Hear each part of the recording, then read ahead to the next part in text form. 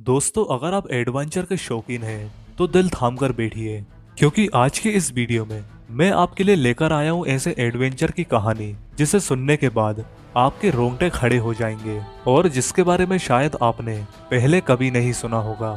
दोस्तों, दुनिया के सबसे ऊंचे पर्वत माउंट एवरेस्ट की चोटी पर पहुंचने की शुरुआत साल 1921 से ही शुरू हो चुकी थी, लेकिन उसकी चोटी तक कोई भी नहीं पहुंच पा रहा था। और एवरेस्ट की चोटी तक पहुंचना इतना आसान भी नहीं था, क्योंकि दोस्तों वहां तक पहुंचने के लिए बेहद ही मुश्किल और खतरनाक हालातों से होकर गुजरना पड़ता था, क्योंकि 29,028 फीट की ऊंचाई के इस रास्ते में कई सारे मौत के दरवाजे भी हैं। दोस्तों, इस मिशन में कई लोग असफल हुए, कईयों ने अपनी जान गंवाई और कई लोगों का शव तो आज भी वहां के बर्फीले चट्टानों में दबा पड़ा है, जिसे आज तक ढूंढकर वापस नहीं लाया जा सका। लेकिन फिर भी एडवेंचर के शौकीनों ने हार नहीं मानी और वो एवरेस्ट की सबसे ऊंची चोटी पर पहुंचने का लगातार प्रयास करते रहे। इन कई सारे एडवेंचर के शौकीनों में से ही एक थे नेपाल के शेरपा तेनसिंग। दोस्तों, सन 1952 में नेपाल के शेरपा तेनसिंग के दिमाग में माउंट एवरेस्ट की सबसे ऊंची चोटी पर पहुंचने का जुनून सवार था। तब स्विट्जरलैंड के रॉबर्ट लैम्बर्ट और शेरपा तेनसिंग ने एवरेस्ट की सबसे ऊंची चोटी पर पहुंचने का प्रयास किया था, लेकिन वो इस मिशन में असफल हुए थे। सन 1952 में तेनसिंग और लैम्बर्ट लगभग पूरे एवरेस्ट के पहाड़ को चढ़ चुके थे, लेकिन दोस्तों बेहद कठिनाइयों के चलते उन्हें माउंट एवरेस्ट की चोटी से महज 1,000 फुट की दूरी से ही वापस आना पड़ा।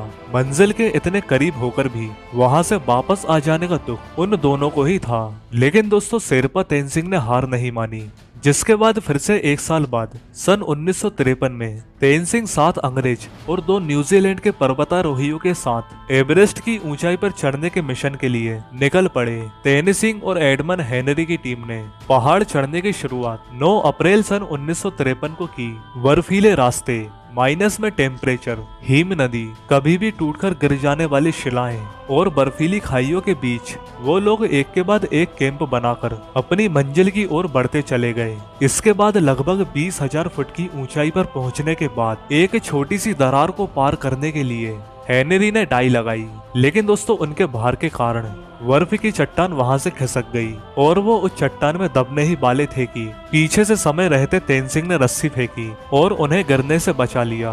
दोस्तों, ये मंजर इतना ज्यादा खतरनाक था कि अगर समय रहते तेनसिंग ने रस्सी ना फेंकी होती तो हेनरी को हमेशा के लिए अपनी जिंदगी से हाथ धोना पड़ सकता था। इसके बाद एडमंड हेनरी और तेनसिंग की टीम धीरे धीरे माउंट एवरेस्ट की ऊंचाई के नजदीक आते गए। उनसे पहले चढ़ाई करने वाले चार्ल्स इवान की 9 सदस्यों की एक टीम थी, जो तेनसिंग की टीम से पहले माउंट एवरेस्ट पर चढ़ने वाली थी। दोस्तों, अगर किसी वजह से इवांस की टीम माउंट एवरेस्ट की ऊंचाई पर चढ़ने में असफल हो या वो चढ़कर वापस आ जाए, तो उसके बाद ही तेनसिंग की टीम को आगे बढ़ना था। हेनरी और तेनसिंग की टीम ने लगभग आधे से ऊपर माउंट एवरेस्ट के सफर को तय कर लिया था। दोस्तों, एवरेस्ट की चोटी से पहले आने वाली ये आखिरी छोर काफी ज्यादा खतरनाक मानी जाती है, क्योंकि जहां पर पहुंचते पहुंचते कई लोगों ने आखिर में अपनी जान गंवाई है।